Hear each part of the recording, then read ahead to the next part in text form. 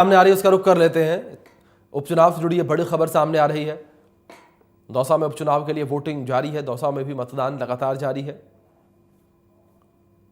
भैडोली मतदान केंद्र पर महिलाएं पहुंची हैं। महिलाएं भी बढ़ चढ़कर हिस्सा ले रही हैं। गीत गाते और नाचते हुए महिलाओं ने मतदान किया है। शादी की बिंदौरी निकालने के समय जो है महिलाएं पहुंची। ये बड़ी खबर, गीत गाते और नाचते हुए महिलाओं ने मतदान किया है। दौसा में उपचुनाव के लिए वोटिंग जो है जारी है। उपचुनाव के लिए मतदान लगातार जारी है और भैडोली में मतदान केंद्र पर महिलाएं पहुंची हैं। ये बड़ी खबर आप तक पहुंचा रहे हैं।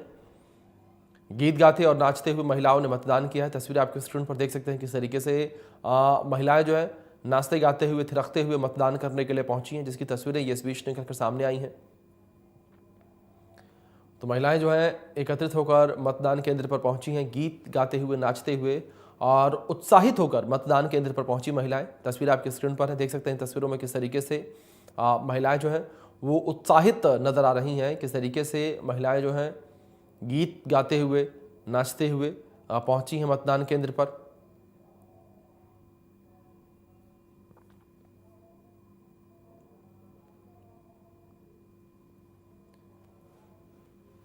तो दौसा में मतदान जारी है। उपचुनाव के लिए मतदान जो है देखने को मिल रहा है, लेकिन इस बीच ये अनोखी तस्वीर निकलकर सामने आई है। देख सकते हैं किस तरीके से महिलाएं जो है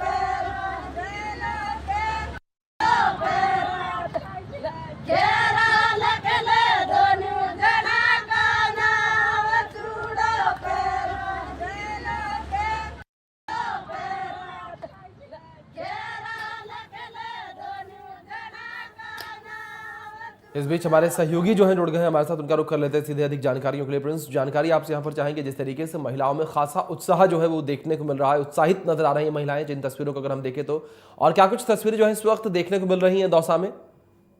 जी अभिषेक, मैं बता दूं, राजस्थान की 7 सीटों पर उपचुनाव हो रहा है, जिसमें दौसा की सीट पर भी उपचुनाव हो रहा है। हम बात करें तो सुबह 9:30 बजे तक 8.72% मतदान हुआ था। जो महिलाएं हैं कल के सावे थे, शादियों की धूम थी, अभी पब्लिक शादियों में गई हुई थी, लेट नाइट तक सोई हुई थी। उसके बाद में मतदान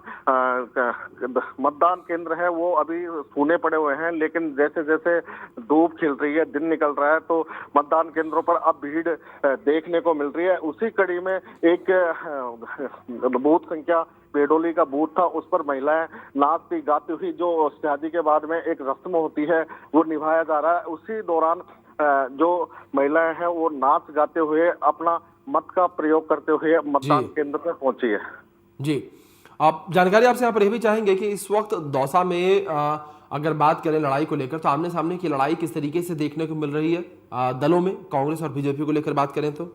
अभिषेक, मैं आपको बता दूं, 2 दिग्गज नेता सचिन पायलट कांग्रेस से और भाजपा से डॉक्टर किरोड़ी लाल मीणा की भी भाग दांव पर लगी है, क्योंकि कांग्रेस से पूर्व प्रधान डीसी बैरवा को उम्मीदवार बनाया गया है, तो भाजपा के कद्दावर नेता और वर्तमान सरकार में कैबिनेट मंत्री डॉक्टर किरोड़ी लाल मीणा के छोटे भाई जगमोहन मीणा मैदान में हैं। उनमें आमने सामने की टक्कर देखने को मिल रही है। वहीं जो दौसा सीट है उस पर 12 प्रत्याशी मैदान में है, लेकिन जो सीधा मुकाबला है वो आमने सामने होता हुआ दिखाई दे रहा है। वहीं बात करें सुरक्षा की लहर से, तो सुरक्षा की लहर से सेंसिटिव जिला माना जाता है, अति संवेदनशील श्रेणी में आता है। उसके कारण एसपी रंजीता शर्मा ने मुस्तैदी से कल भी पूरे क्षेत्र का दौरा किया था, कलेक्टर और एसपी ने, और करीब 2000 अर्धसैनिक बलों की तैनाती बूथों पर कर रखी है। जी अभिषेक जी, और दूसरी ओर अगर जो मुद्दे हैं वहां पर जमीनी, उसको लेकर बात की जाए, कौन से वो मुद्दे रहे हैं जो हावी रहे हैं इस उपचुनाव के दौरान दौसा में?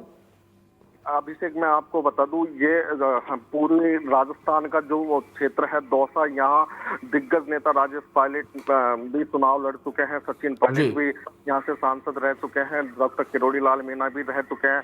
अभिषेक, मैं आपको बता दूं, यहाँ जातीय आधार पर ज्यादातर जो मतदाता हैं जो जातीय आधार पर मतदान करते हैं। तो वैसे पानी का, और हमने कई मतदाताओं से आज बात की है, वो भी इंडिया न्यूज के दर्शकों को दिखाया है। उन्होंने भ्रष्टाचार, पानी और बिजली की एक समस्या बताई है, जिसमें पानी की दौसा जिले में अभी ईसरदा का पानी आया नहीं है और करीब 15 घंटे में यहाँ पानी की सप्लाई होती है। उसको भी ध्यान में रखते हुए कहीं ना कहीं जो मतदाता है वो वोटिंग कास्ट कर रहे हैं। जी अभिषेक जी, जाहिर तौर पर। लेकिन इस बीच एक बड़ी बात यहाँ ये रही कि अगर मतदान प्रतिशत को लेकर बात की जाए तो मतदान प्रतिशत जो निकलकर सामने आए दौसा के, वो काफ़ी कम रहे। 8.72% मतदान फीसदी जो है 9 बजे तक के आंकड़े सामने आए, तो काफ़ी कम ये आंकड़े। किस तरीके से लोगों में जो है उत्साह जो कम नजर आया, क्या वजह रही, क्या अगर बात करें लोगों को मोटिवेट करने को लेकर कि मतदान करने के लोग पहुंचे, वो काम सही से नहीं किया गया, क्या खास वजह कि लोग अपने घर से कम निकल रहे हैं मतदान के लिए?